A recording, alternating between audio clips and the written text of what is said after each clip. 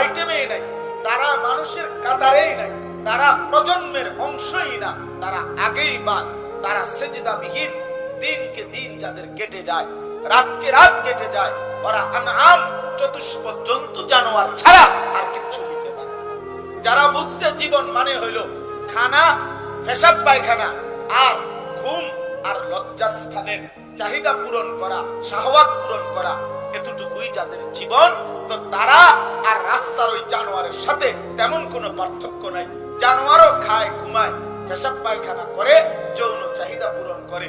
তুমি আমিও যদি মনে করি জীবন মানে খানা আর ঘুম আর পেশাব পায়খানা আর যৌন চাহিদা পূরণ করন, তাইলে বাবা বিশ্বাস করে রাস্তার ওই জানোয়ারের দিকে, রাস্তার ওই কুত্তার দিকে তাকাইয়া দেখো, তার সাথে তোমার তফাৎ কি?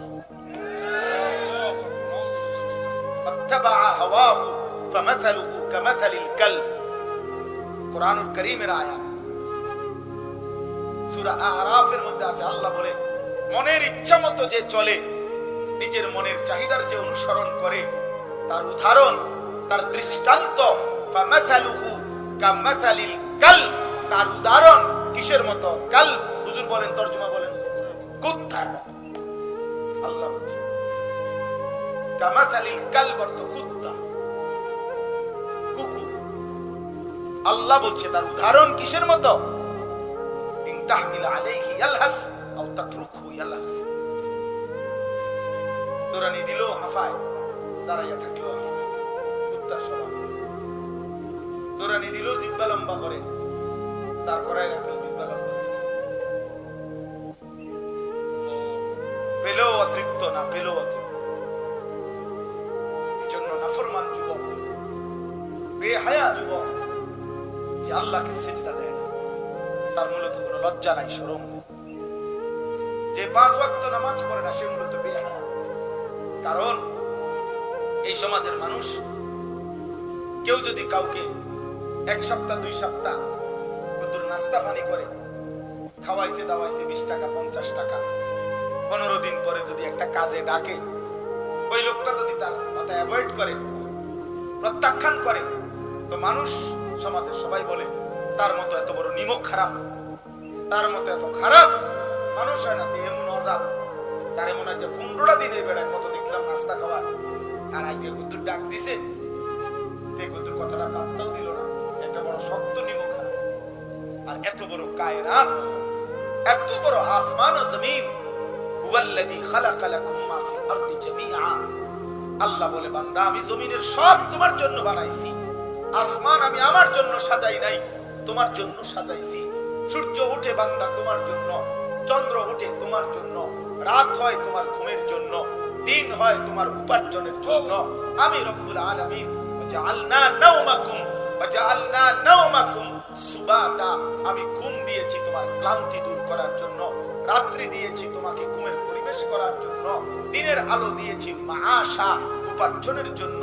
আমি আল্লাহ গোটা কায়নাত, ইন্না জাআলনা মা আলাল আরদি জিনাতাল লাহা, সৌন্দর্যময় করে পৃথিবী আমি আল্লাহ সাজিয়েছি বান্দা তোমার জন্য, তোমার জন্য। শুধু তোমারে বানাইছিলাম আমার জন্য। সারে দুনিয়া তেরে লিয়ে, তু সিরফ মেরে লিয়ে। तमाम পৃথিবী তোমার জন্য, তুমি শুধু আমার জন্য। সেই তুমি এত কিছু পেয়ে আমি আল্লাহকে ভুলে গেলাম, আমারে সিজদা দিলা না। তোর মত নিমক হারাম গাদ্দার বেঈমান আর কেউ হইতে পারে না। জন্য বেনামাজি মনে রাখো, তোমার মত নির্লজ্জ বেহায়া আর কেউ, তোমার কোনো পরিচয়, তোমার কোনো কি নাই, তুমি মানুষের কোনো কাতারে না। ভাত কতটি খাইতেছ, আরো খাও, ভাত বালতি দিয়া ভাত খাও, বালতি দিয়া। দেখো মানুষের বেড়ি, দেখো মোবাইলের সারা পৃথিবীর নর্তকী দেখো, এ দেখেই যাইবা। শরীরও শেষ, চরিত্রও শেষ, হ্যাঁ, কোমরও শেষ, হাড্ডিও শেষ, সবই শেষ। এক সময় দশভঙ্গ রোগী ছাড়া আর হারবাল কোম্পানির ওষুধ ছাড়া আর কোনো কাজ নেই। আমার বাপ চাচা মুরব্বী আছে দেখে আর বেশি কিছু কইলাম, আলগা পাইলে আরো কইলাম।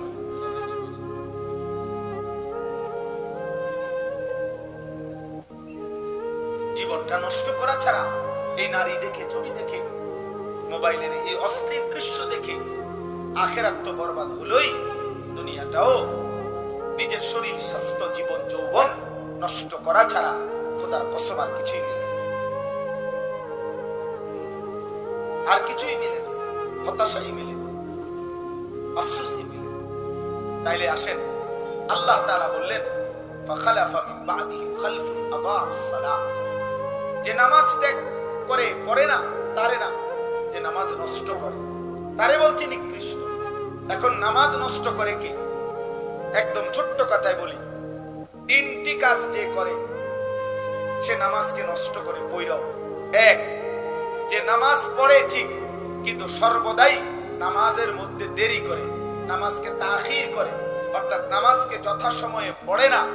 আল্লাযীনা ইউআখিরুনাস সালাহ, যারা নামাজকে দেরি করে এরা হলো নামাজকে নষ্ট করে, এরা নিকৃষ্ট। আবার কেমন ভয়ানক কথা বলে। নবীজি উদাহরণ দিয়ে বুঝাইছে, হাদিসে আছে নবীজি সাল্লাল্লাহু আলাইহি সাল্লাম বলছে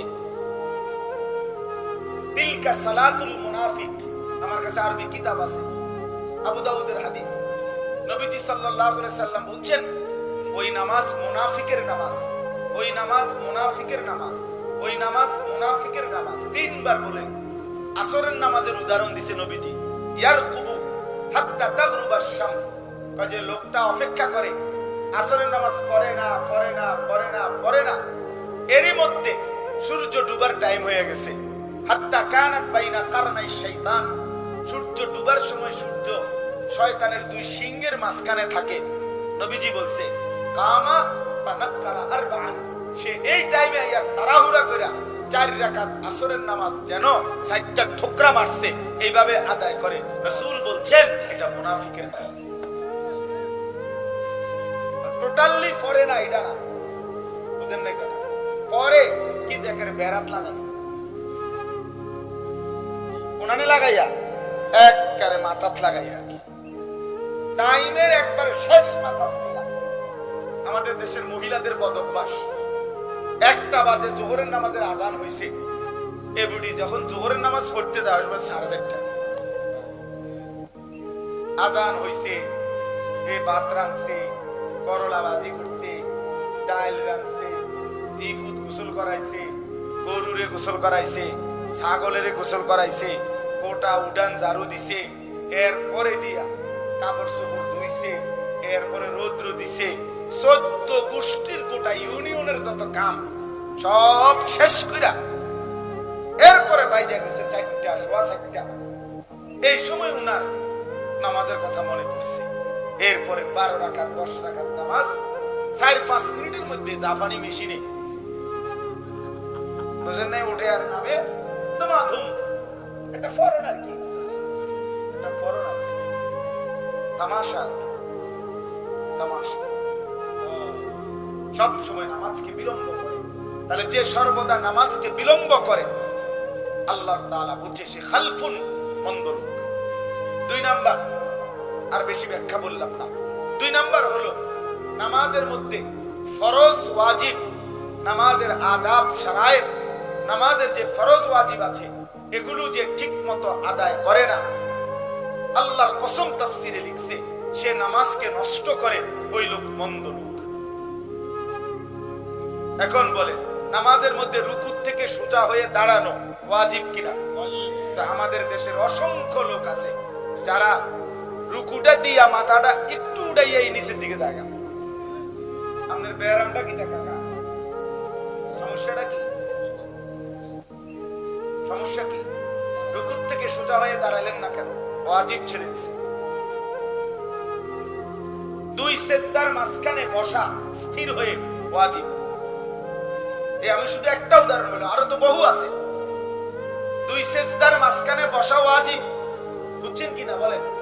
2 সেজদার মাঝখানে স্থির হয়ে বসা, এটা কি ওয়াজিব? অসংখ্য মুসল্লি আছে সেজদা একটা দিয়া মাথাটা একটু আলগি দিয়ে আরেকটা মারে, আরেকটা জাতা মারে।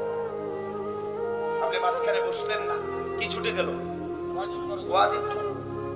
সূরা কেরাত অশুদ্ধ, রুকুর তাসবিহ অশুদ্ধ, আত্তাহিয়াতুটা শুদ্ধ পড়ে নাই, হ্যাঁ ঠিক মতো রুকু দেয় নাই, ঠিক সেজদা দেয় না।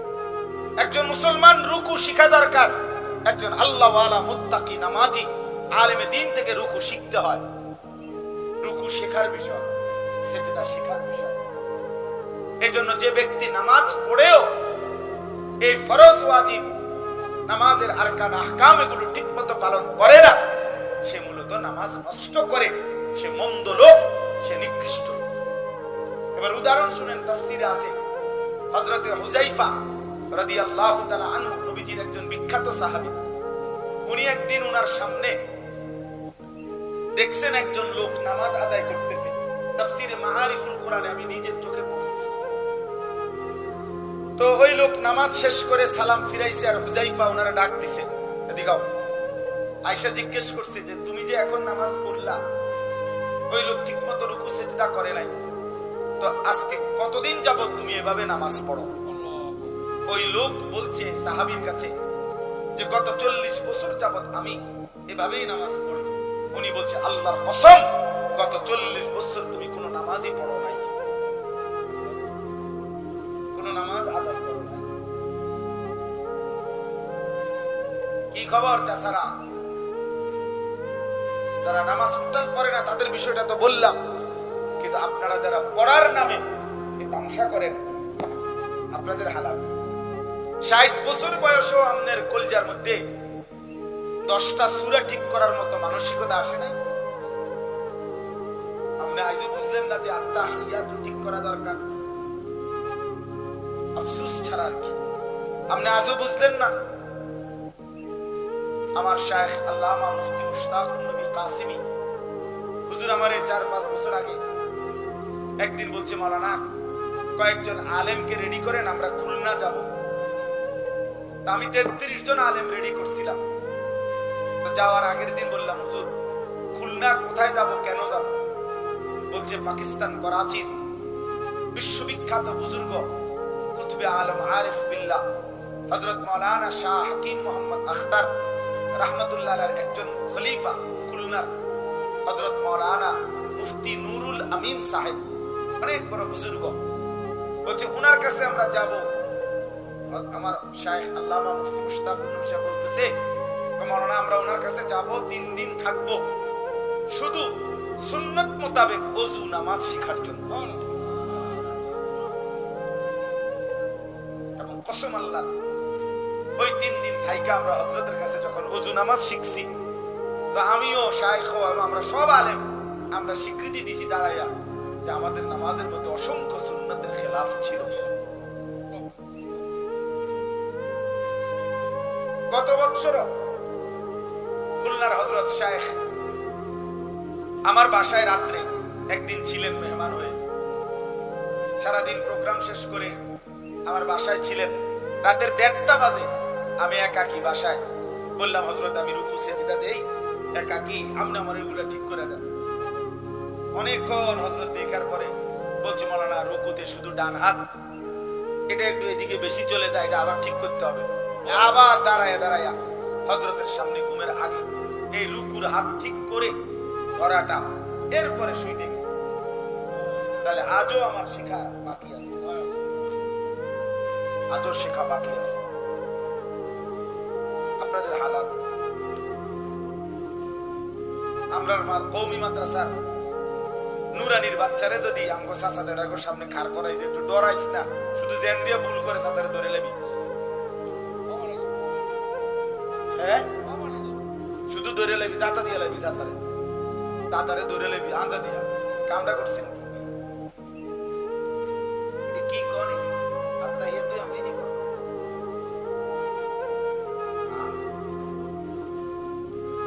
আমাদের একজন ঘনিষ্ঠ অ্যাডভোকেট আছে কুমিল্লা, উনি একবার এই কথাটা বলছিল, কয় হুজুর আমার ছেলেরে হেফজখানায় দিছি, নাজেরা পরে যখন আমার ছেলে একদিন আমি কোরআন শরীফে 2টা সূরা পড়তেছিলাম ঘরে, ও আমার বাচ্চা এসে আমারে শুনছে, সে শূন্য আমার এমন লজ্জা দিছে, আব্বু আব্বু আব্বু আব্বু ইন্না লিল্লাহি ওয়া ইন্না ইলাইহি, এগুলো কি পড়ো তুমি, এগুলো তো কিচ্ছু হয় না, এগুলো এখন শিখো, ঠিক করো। এ কয় হুজুর তার লজ্জায় আমি আলহামদুলিল্লাহ কোরআন শরীফ ঠিক করছি।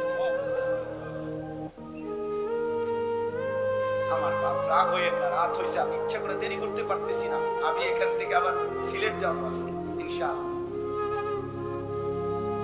তো এই জন্য বললাম যে আপনাদের কাছে যারা নামাজ পড়েন আপনারা নামাজ সুন্দর করেন আর একটু ঠিক করেন। ওলামায়ে কেরাম আছে আপনাদের কাছে, প্রত্যেক অঞ্চলে উম্মতের হেদায়েতের জন্য, রাহবারির জন্য আল্লাহ তাআলা সিস্টেম রাখছে, এটা নিজাম, যে প্রত্যেক ওয়াজাআকুমুন নাদির আলাম ইয়াতিকুম নাদির।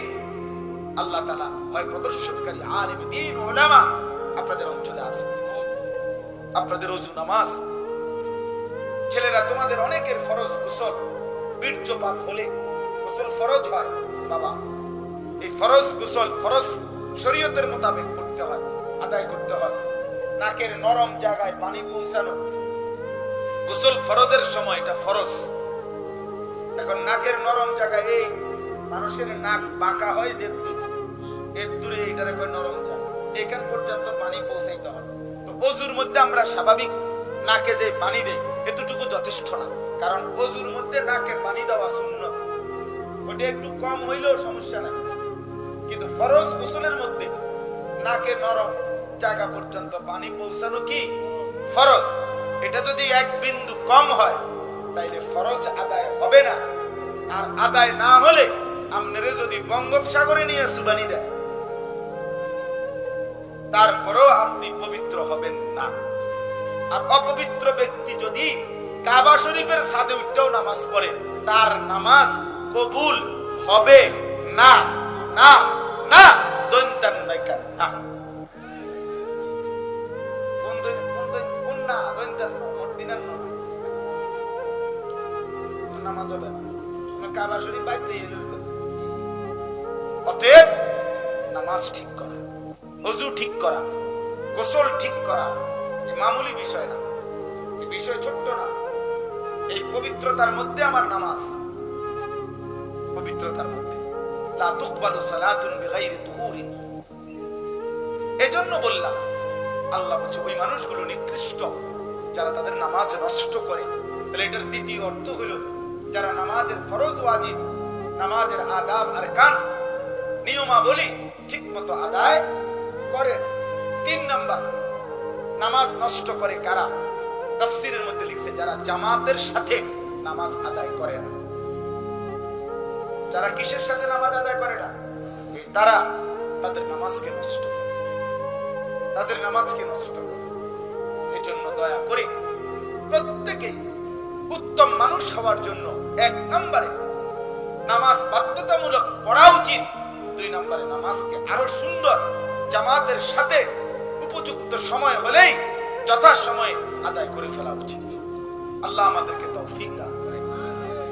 শেষ কথা হলো দ্বিতীয় অংশের মধ্যে আছে আল্লাহ বলেন নিকৃষ্ট মানুষ, মন্দ লোক, মন্দ জেনারেশন, এটার দ্বিতীয় পরিচয় হলো ওয়াত্তাবাউশ শাহওয়াত, যারা সব ব্যাপারে মনের চাহিদার, কামনা বাসনার অনুসরণ করে। ওই যে বলছি যেটা আমার মনে যা চায়, কিসের আল্লাহ, কিসের খোদা, কিসের রাসূল, কিসের কোরআন কিতাব, এগুলো বাদ দাও, আমার যেটা ভালো লাগে। এই নওজোয়ান কিশোর ছেলে তোমরা অধিকাংশই হয় মোবাইল আর নয়তো বন্ধু, মনের ইচ্ছা মতো তোমরা করতেছো, খাইতেছো, ঘুমাইতেছো, চুল, চেহারা, লেবাস, পোশাক নিজেদের মতো করে করছো। বন্ধু, এটা উত্তম মানুষ না। আল্লাহ বলছে এরা নিকৃষ্ট মানুষ যারা মনের ইচ্ছা মতো চলে। মাঝ বয়সী উপার্জনকারী অসংখ্য লোক বাজার, ব্যবসা, আয় রোজগারের মধ্যে মন মতো করছেন, হালাল না হারাম, শরীয়তে কি বলে না বলে তার কিছুই জিজ্ঞাসা করেন না।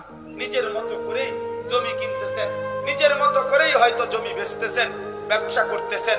নিজের হাজারো হারাম পদ্ধতি আপনার পদ্ধতির মধ্যে ঢুকে আছে, আপনি না জানার কারণে, না জিজ্ঞাসা করার কারণে নিজের আখিরাত বরবাদ করে দিচ্ছেন। মনে রাখবেন কিছু মানুষ আছে বদ অভ্যাস, চালাক মানুষ, কয় যে হুজুর মাথার গাম পায়ে ফেলিয়া কষ্ট করে রোজগার করি, এটা হারাম হবে কেন? না না বাপ, কোনো কিছু কষ্ট করে মাথার গাম পায়ে ফেলে উপার্জন করলেই এটা হালাল হয় না। বুঝেন নাই? আমি আপনি সহজে বলি, কেউ যদি দুপুরের টাটকা রৌদ্রের মধ্যে দাঁড়াইয়া মদ বিক্রি করে আর গাম বাইয়া বাইয়া পড়তে আসে, এটা হালাল তো? কি লেখা? তো মাথার গাম পায়ে ফেলাইয়াই কামাই। হালাল এটা? কথা বলেন না কেন?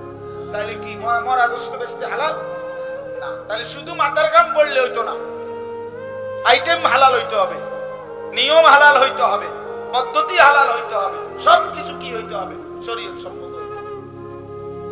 অতএব আমরা ওয়াত্তাবাউশ শাহওয়াত, মনের চাহিদার যে অনুসরণ করে, তাহলে এই দুই কথা শেষ।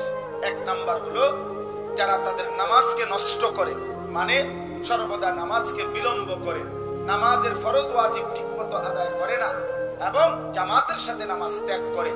আর যারা তাদের মনের ইচ্ছা মতো চলে, এটা আরো বোঝানো দরকার ছিল, কিন্তু আজকে আর পারলাম না, সময় রাত অনেক হয়েছে।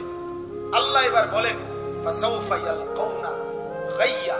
আমার বাবা একটু জাহান্নামের মধ্যে রাসূলুল্লাহ সাল্লাল্লাহু আলাইহি ওয়াসাল্লাম বলেছে জাহান্নামের একটি গর্ত আছে, যে গর্তের নাম হলো গাই। গাই কি নাম? গাই বলেন। নবীজি বলছেন পুরা জাহান্নামের মধ্যে সবচেয়ে ভয়ঙ্কর আযাব বেশি এই গাই নামক গর্তে। এবং নবীজি বলছে তাফসিরে আছে জাহান্নামের বাকি অংশ আল্লাহর কাছে প্রতিনিয়ত বানার যায় যে আল্লাহ ওই গাই নামক গর্তে আমি জাহান্নামেরও ফেলিয়ে দেব। ফাসাউফা ইয়ালকাউনা,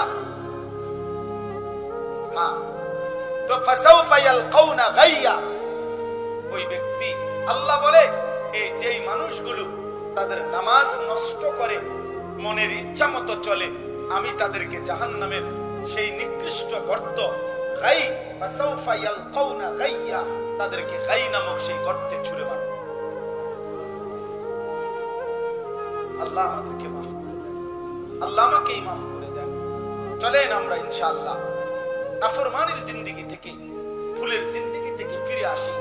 মনের ইচ্ছা মতো নয়, বরং কোরআন সুন্নাহ মতো চলবো ইনশাআল্লাহ।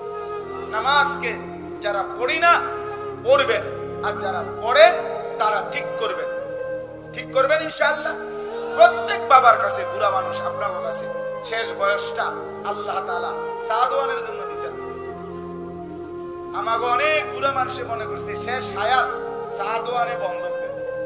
চা দোকানদার রে বলছে ভাই এই তোর কাছে জিন্দেগিটা দিলাম, তুই কত বন বিড়ি যা ফারস খাওয়াবি, আর আমার হায়াত তোরে দিলাম, এনে বইবে না না, শেষ হায়াত আখিরাতের নেকি বাড়ানোর জন্য দিছে আল্লাহ।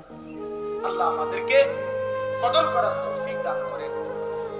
এই জন্য আল্লাহ বলেন শেষ আয়াত ইল্লা মান তাবা, অতএব যে এই গুনার রাস্তা ছেড়ে দিয়ে তওবা করে আমি আল্লাহর নিকট ফিরে আসে, ওয়া আমানা, আমি আল্লাহকে মেনে নেয়, ওয়া আমিলা সালিহান, সমস্ত নেক আমল নতুন করে শুরু করে, ফাউলাইকা ইয়াদখুলুনাল জান্নাহ, আমি আল্লাহ ওয়াদা দিলাম এই লোক সবগুলোকে আমি জান্নাতে ঢুকায় দেব। ওয়ালা ইউজলামুনা শাইআ, কারো উপরে এক বিন্দু কোনো জুলুম করা হবে না। এজন্য চলেন ইনশাআল্লাহ গুনাহ ছেড়ে দেই, আল্লাহর নাফরমানি ছেড়ে দেই। কিশোর যুবক বাবা, আল্লাহর ওয়াস্তে বাপ, নিজের নাফরমানির জিন্দেগি ছেড়ে দাও। আল্লাহ তাআলা আমাদের সময়কে বুঝ দান করেন। আজকের এই মাহফিল খানা আল্লাহ তাআলা কবুল করেন। এটা বলছে হুজুরে, মানে জমি বন্ধক দেওয়া। আমাদের দেশে যেই জমি বন্ধক দেয় সারা দেশে, অর্থাৎ আমি আপনার কাছে 50,000 টাকা নিলাম, আর আমার এই 10 শতক জায়গা আপনার কাছে বন্ধক রাখলাম। এবারে যতদিন পর্যন্ত আমি 50,000 টাকা সুদ করতে পারবো না, কতদিন উনি এই জমিরে চাষবাস করে, খায় দায়, এটার থেকে যা আয় হয়, ফসল হয়, উনি খায়। ঠিক না? এটাই তো নাকি? কথা বলেন না কেন? এই তো, এটা স্পষ্ট 100 হারাম হারাম হারাম হারাম হারাম হারাম। কোন পদ্ধতিতে হালাল হবে আমরা আপনার এলাকার হুজুরের থেকে জানিয়ে নিবেন, হুজুরের কাছ থেকে জানিয়ে নিবেন। বন্ধকের এই পদ্ধতি হারাম।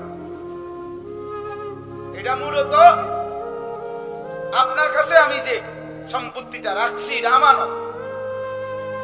এটা আমি যতদিন পর্যন্ত টাকা না দেব ততদিন আপনি আপনার মন মতো ব্যবহার করবেন, আপনি খাইবেন দাইবেন, এটা লইয়া ভোগ করবেন, এটার অনুমতি। এই বন্ধক বন্ধক না, বন্ধক গুলো তো আমার। আচ্ছা, তো সহজ বুদ্ধি হলো, এটা একদম সহজ পদ্ধতি হলো যে কোনো ব্যক্তি মনে করেন আমি ওই যে জমিটা যে বন্ধক দিছে আমার কাছে, আপনার কাছে আমি দিছি, তো যেহেতু বন্ধক দিছে কেন? টাকার নিরাপত্তার জন্য, টাকাটা যে হাতে যেন ফিরাইয়া দেয় এই নিশ্চয়তার জন্য। আমি আপনারে বললাম আমার মোবাইলটা আপনার কাছে রাখেন, আমি এই 500 টাকা দিয়ে আপনার মোবাইলটা নেব, আমি আপনার কাছে আমানত রাখি। আপনি বুঝি আমার মোবাইলের টাকাটি সব টিপা শেষ করে লেবেন, কথা পাগলামি কথা বুঝেন না কথাটা? এইটাও তো এরকম। এই জন্য বুদ্ধি হইলো, সহজ বুদ্ধি হইলো, জমি যেহেতু ফেলে রাখা এমনি চাষাবাদ ছাড়া এটাও ঠিক না, এটাও নিষেধ। হাদিসে আল্লাহ রাসূল সাল্লাল্লাহু আলাইহি ওয়াসাল্লাম জমিতে আবাদ করতে বলছে।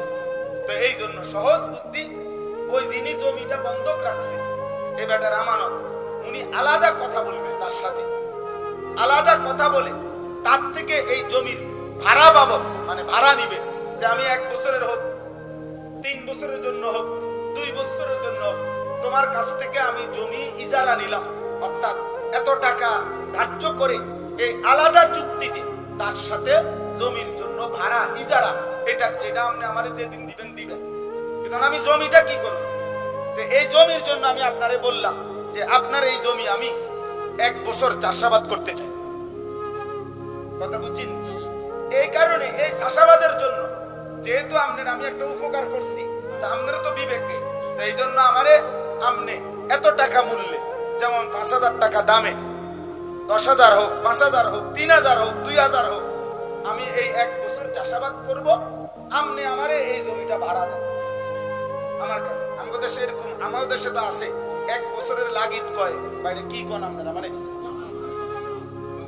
1 বছরের জন্য চাষ করে না মানুষ, খেয়াল যে 1 বছর পরে এত টাকা দিয়ে ভাড়া নিছে, বছর শেষে এটা ছুটে যায় জমি, আবার নিতে হইলে আবার 1 বছরের কি দিতে হইব, ঠিক নেই? এরকম এইটারে আলাদা চুক্তিতে আপনি তার থেকে কি নিবে। এখন বলে তো আমি যে তার টাকা দিয়ে উপকার করলাম, হ্যাঁ এইটার উপকার যে করলাম, তো উপকারের জন্য তো সে আপনারে বাজার মূল্য থেকে কমায় দিছে। তো আপনি এই উপকারটা যে পাইছেন কোনটা, যে এটা যদি এমনি কারোর কাছে সে এই 10 শতক জমি 1 বছরের জন্য দিত, তাহলে পাইলে হইলে 10,000 টাকা, নাইলে 5,000, তো আপনার তো দিছে 2,000 টাকা দিয়ে। বুঝেন নাই আমার কথা? এই যে আপনি যে 3,000 টাকা সেভ হইলো, এইটা আপনি যদি বলেন যে না আমি এরম হইলে দিতাম না, তো এরম কত মানুষে তো কত জনের ঋণ হাওলা দেয় না, এর লেগে কি পৃথিবী বন্ধ হয়ে গেছে? আপনার মতো বকিল দিয়েন না, কথা বুঝেন না কথাটা? আপনার মতো কৃপণ দিয়েন না, তাইলে আপনার টাকা আপনার জমি আপনি রাখা দেন, এটা কোনো কথা? মানুষ মানুষের কল্যাণ করবে, মানুষ মানুষের উপকার করবে, এটাই স্বাভাবিক। তাইলে বুঝছেন কি? একদম আরো সহজে বললাম, অর্থাৎ এই বন্ধকের ভিত্তিতে আপনি এটা ভোগ করতে পারতেন না, কথা বুঝছেন? আলাদা কি করতে হবে? আলাদা জমা নিতে হবে। জমা কোন যেটা এই আলাদা, কম মূল্যে হোক, জমাটা কি হোক কম মূল্য হোক, কিন্তু আলাদা কি করতে হবে? এবারে 1 বছরের হোক, 3 বছরের হোক, 2 বছরের হোক, হ্যাঁ 5 বছরের হোক, আলাদা নিতে হবে। আল্লাহ আরো বরবার হলে আসলে এত বড় মাহফিলে একসাথে বুঝানো কঠিন, আপনারা পৃথক ভাবে আলেমদের থেকে বুঝে নিলে এটা সহজ, এটা কঠিন কিছু না। আমরা যদি অহন কোন অমাকিত কয় নতুন করে আইয়ে হুজুর আইয়া একটা বেজাল লাগাইয়া গেল, আমনেরটা বেজাল না, হারামটা বেজাল না, আমারটা বেজাল, কথা বুঝেন নাই? আমি এক জায়গায় গেছি বিয়ে, আমার এক ছাত্রের বোনের বিয়ে, বেচারা আমারে খুব জোর করে নিছে, ওর আবদার আমি বিয়ে পড়াইতাম। তা আমি বললাম ইজিন এভাবে হবে, উকিল বলতে কিছু নাই, সে আলগা লোক এতে করতে একটা আইছে ফ্যান বিন্দে বলে উকিল, আপনি কি দামি, উনি মেয়ের কিছুই না, তা আপনি কি এর উকিল? আবার মেয়ের বাবা আছে, চাচা আছে, দাদা আছে, বড় ভাই আছে, তারাই তো আছে এখানে, তো তারাই তো মেয়ের কাছ থেকে ইজেন আনছে, বিয়ের অনুমতি আনছে। এখানে আইসা উনি উকিল মানে কি? ওই মেয়েটা এখানে আইসা ইজাব বলে নাই, মেয়েটা বাবার কাছে অনুমতি দিছে, বাপে আইসা এখানে বিয়ের মজলিসে ছেলের সামনে প্রস্তাব করছে উকিল হইয়া, ওনার পক্ষ থেকে প্রতিনিধি মেয়ের পক্ষ, এইটারে কয় উকিল। আলগা একটা মাতবর লাগাই দিছে, এবারটা উকিল। এবারটা এখন এই চুক্তিতে খানার একটা বাইল হইছে 30 বছর ধরে, এই প্রত্যেকবারে বিয়া শাদি ফিডা ও দাওয়াত আমরা একটা খানার লাইন করছি কথা বুঝছেন না আপনি কথা অথচ বাপ চাচা দাদা থাকতে মেয়ের পৃথক কোনো উকিলের কোনো দরকার মোটেই নাই কিসের উকিল আমার ভাব কথা তাহলে এই জন্য বললাম তো এখন উনি আমারে বলতেছে হুজুর এই ওই শার্ট প্যান্ট পরা হইলো টাই পরা একদম তো উনি বলতেছে হুজুর এখন আইয়া আপনি অন্য নতুন করে ভেজাল লাগাইলে হ্যাঁ এটা ইয়া হইতো না ভালো হইতো না যেমনি চলতেছে আপনি চলতে দেন তারা আমি বললাম যেহেতু আমারটা হইলে একটু ভেজাল হয় তাইলে আমি আলহামদুলিল্লাহ ভাত খাইছি আমার খানার বুঝ হয়ে গেছে আমি জায়গা বিয়াম নেই পড়া আগের নিয়ম আমি এই নিয়ম জানি না হুজুর আমরা কি রেডি পারিনি কই তাহলে মাতবরি করেন কেন